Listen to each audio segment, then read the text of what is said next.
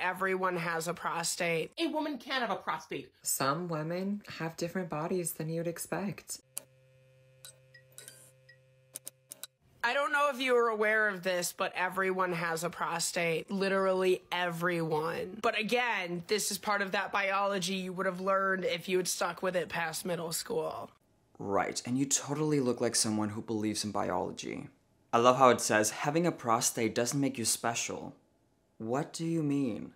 Only men have a prostate. The prostate gland is located just below the bladder in men and surrounds the top portion of the tube that drains urine from the bladder. The prostate's primary function is to produce the fluid that nourishes and transports sperm.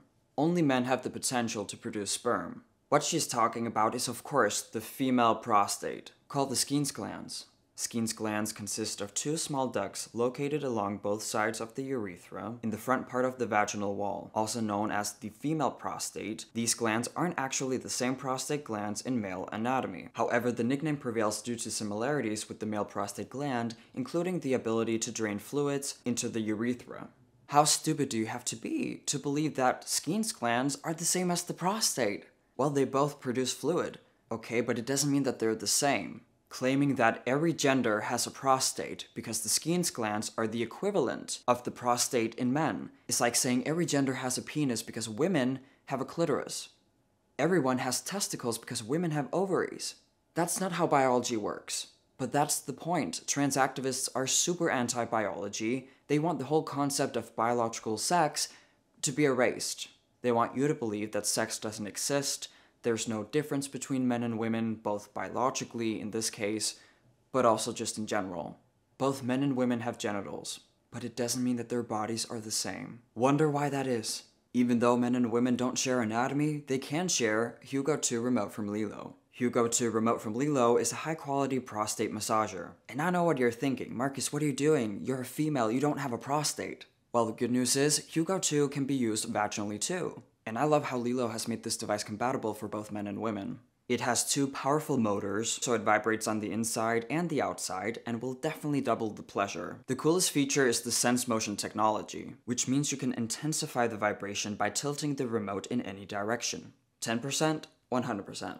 Due to the high-grade silicone, it will stay in place even when being on high settings. It has long battery life, a wide range of intensities and settings, and is so easy to use and clean. I might not have a prostate, but the amazing feedback from over 400 satisfied male customers, technically 800 if counting their partners too, really says it all. It's all about taking your intimacy to the next level and enjoying even more satisfying experiences and orgasms with HUGOTM remote. Check out the link in my description, and thank you so much Lilo for sponsoring this video.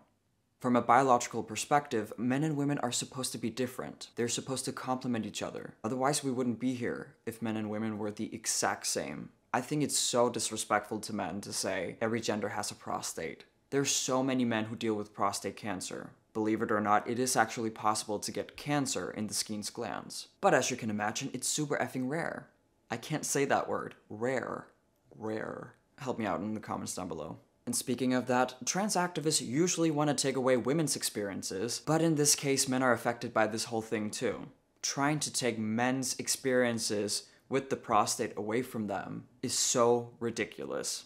It's already, for some reason, a taboo subject.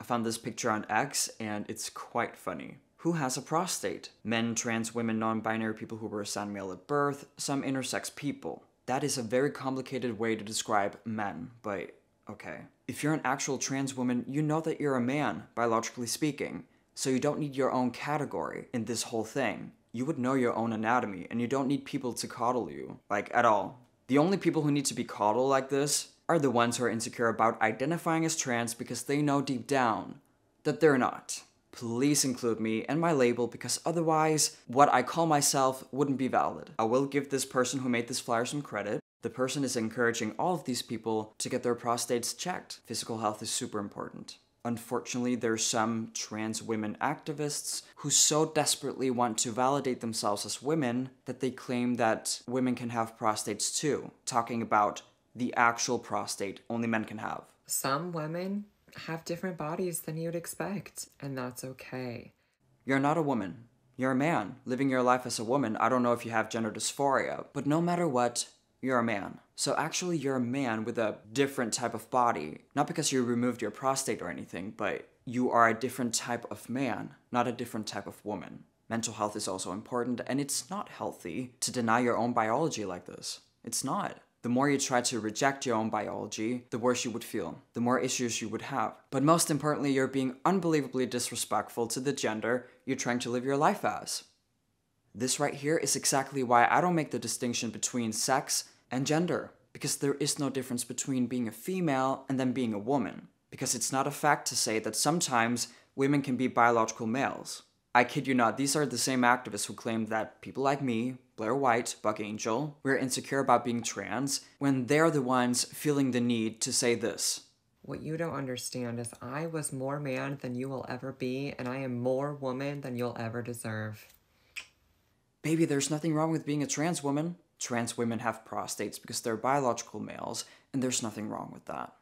If you have a prostate, you are not a woman, period. You are not a woman, period. You are a mimic of one. It's all love, but you're not the same. I responded with, I love how you're just trampling all over cisgender women who are born without a uterus. I'll definitely take it back for the women who wasn't born with a uterus, but at the end of the day, being a woman isn't a choice. You can't be a trans woman. I love how all these transphobes are exactly the same. They spew some bioessentialism, and then when I inevitably find a woman who doesn't fit their definition of woman, but who they still admit is a woman, they just change the definition.